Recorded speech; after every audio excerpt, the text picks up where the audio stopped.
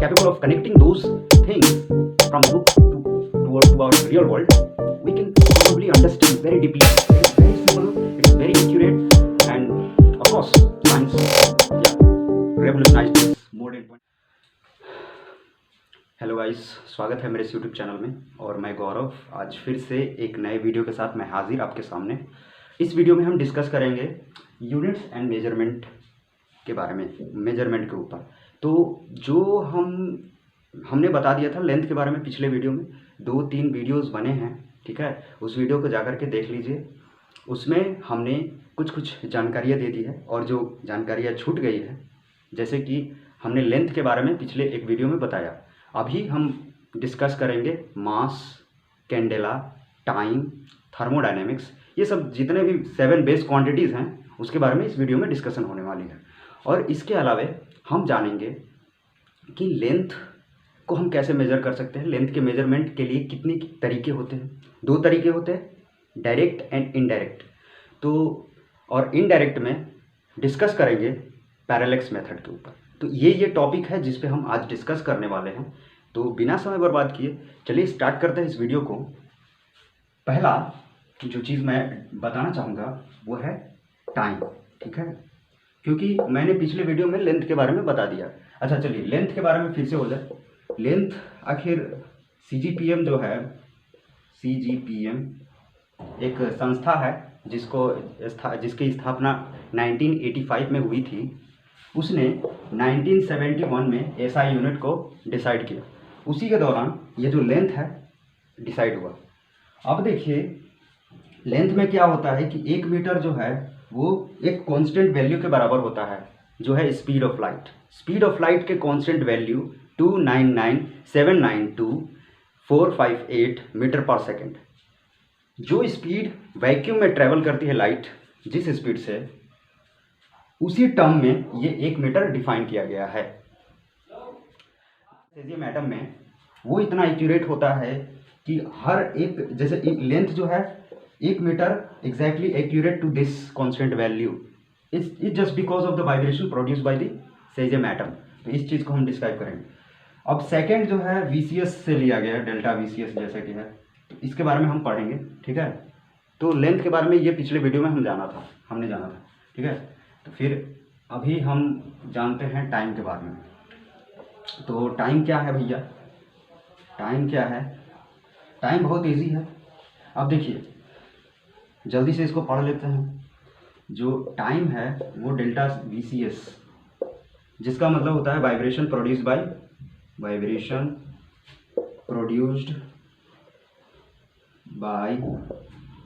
सेजियम atom. Vibration produced by caesium atom 133। देखिए vibration जो है वो सेजियम एटम जब वाइब्रेट करता है ना, तो उसके कुछ वैल्यू होते हैं, कुछ वैल्यू प्रोड्यूस होते हैं। वो वैल्यू जो है इक्वल होगा किसके? 1 सेकेंड के इक्वल होता है, ठीक है। वो वाइब्रेशन का वैल्यू 1 सेकेंड के इक्वल होता है। तो एक बार में जितना बार वाइब्रेट करेगा वो 1 सेकेंड के इक्वल होगा उसका frequency.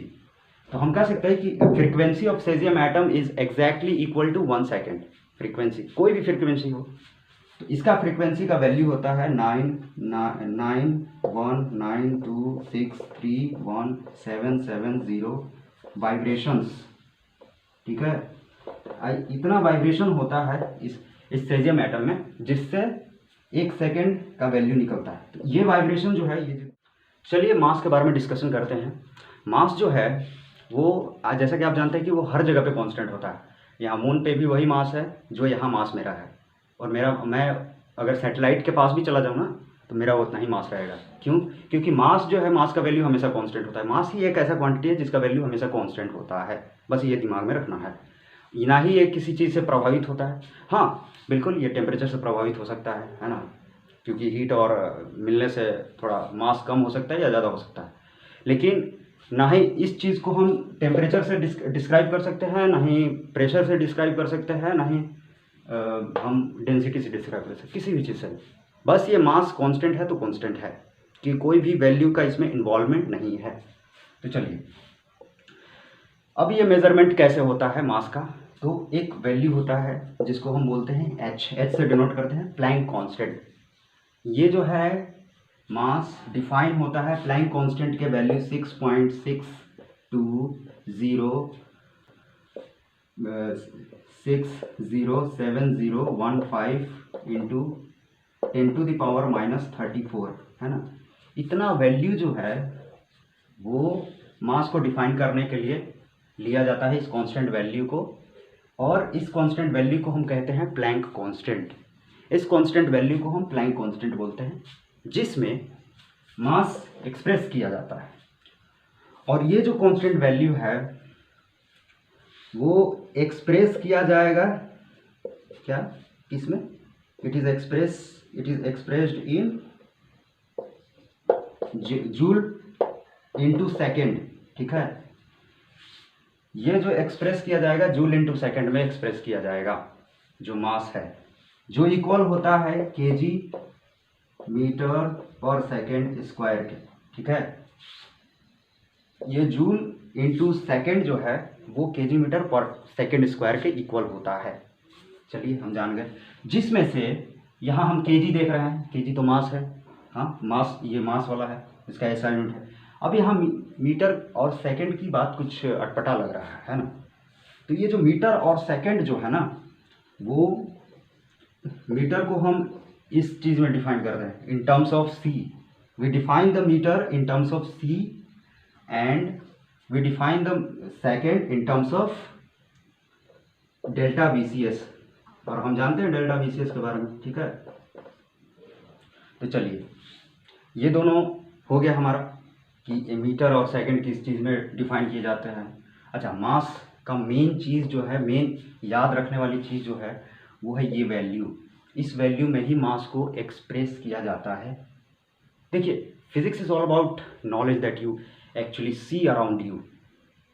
It is not the factual knowledge, it is the real knowledge, exact one, that is happening right there, and which we study in book.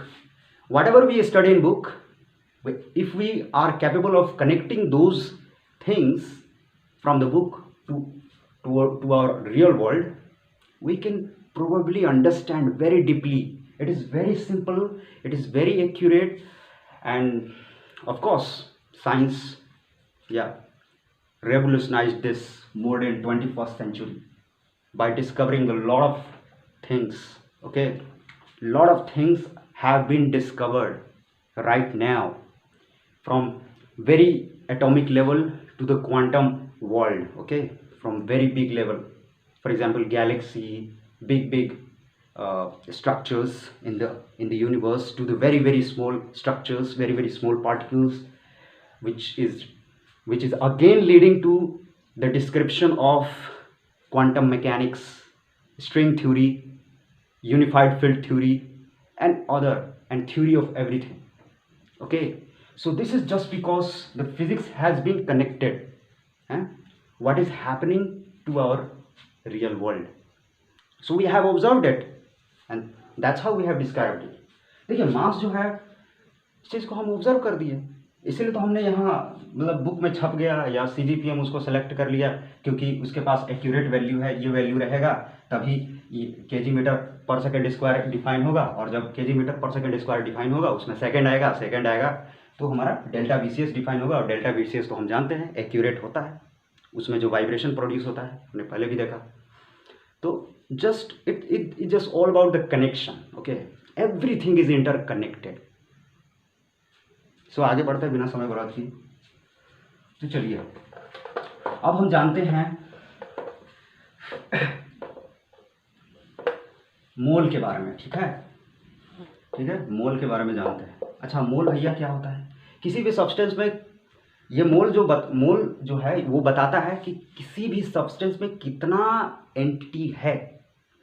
मान लीजिए इस चीज़ को मैंने लिया है ना, इस सब्सटेंस में कितना पार्टिकल का एंटिटी होगा, कितना पार्टिकल इस सब्सटेंस में कंपोज्ड होंगे, जिस वजह से इस विजिबल सब्सटेंस जो मेरे हाथ में है वो बना होगा इतना पार्टिकल। तो कैसे? तो ये इसका जवाब है मोल हमको बताता है कि कितने एंटिटी हैं इसमें, जो कि इक्वल होता है एवोगैड्रो नंबर। जिसको हम Na से डिनोट करते हैं। एवोगैड्रो नंबर का वैल्यू हम जानते हैं 6.022 इंटू 10⁻23 है ना। ये होता है एवोगैड्रो का नंबर, है ना। एवोगैड्रो Na से डिनोट किया जाता है। देखिए, एवोगैड्रो एक साइंटिस्ट थे जिन्होंने ये बताया कि ये जो वैल्यू है ये कांस्टेंट वैल्यू है किसी भी पार्टिकल, किसी भी मैटर के एंटिटी को बताने के लिए कि उसमें कितना पार्टिकल कंटेंट है। एग्जैक्टली इतना पार्टिकल कंटेंट होगा किसी भी मैटर में, मतलब एक मोल में इतना पार्टिकल कंटेंट होगा। क्या? एक मोल में इतना particle, 1 mole is exactly equal to this. Okay, तो हम इतना समझ गए कि एक मोल किसके बराबर होता है भैया, इतने वैल्यू के बराबर होता है। पिछले बार भी हमने देखा कि 1 मीटर लेंथ किसके बराबर था, तो हमारा वो स्पीड ऑफ लाइट के वैल्यू के बराबर था। ठीक है, स्पीड ऑफ लाइट के वैल्यू जब डिफाइन होता है वैक्यूम में तभी हमारा 1 मीटर डिफाइन हो सकता है। ठीक है, जिसको हम 1 बाई इतना इतना इतना सेकंड कहते हैं, क्योंकि ये सारा हुआ डेल्टा VCS सेकंड के कारण। तो इसमें भी कुछ वैसा ही है, मोल जो है वो एग्जैक्टली इस कांस्टेंट वैल्यू पे डिफाइंड है। ठीक है, एक मोल 6.022 इंटू 10⁻23 इसका वैल्यू होता है। तो चलिए हम इतना समझ गए एक मोल किसके बराबर होता है। और ये जो Na हमने डिफाइन किया यहाँ पे, ये Na एवोगैड्रो नंबर है, एवोगैड्रो नंबर है, नंबर का सिंबल है। सो इतना ही था आज के लिए।